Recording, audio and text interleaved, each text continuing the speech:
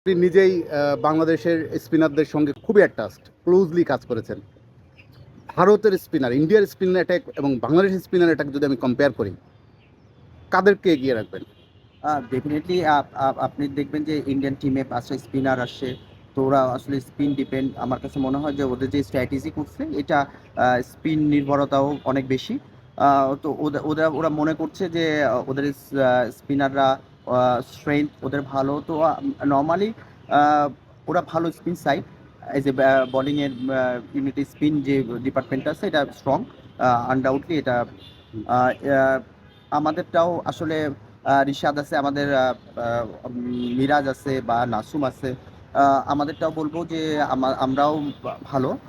আমাদের বোলিংয়ের মধ্যে আগে যেরকম ছিল যে শুধু ফিঙ্গার স্পিনার ছিল, এখন রিস্ট স্পিনার খেলছে। জানেন যে রিস্ট স্পিনার যেকোনো সময় উইকেট বের করে খেলা চেঞ্জ করে দিতে পারে।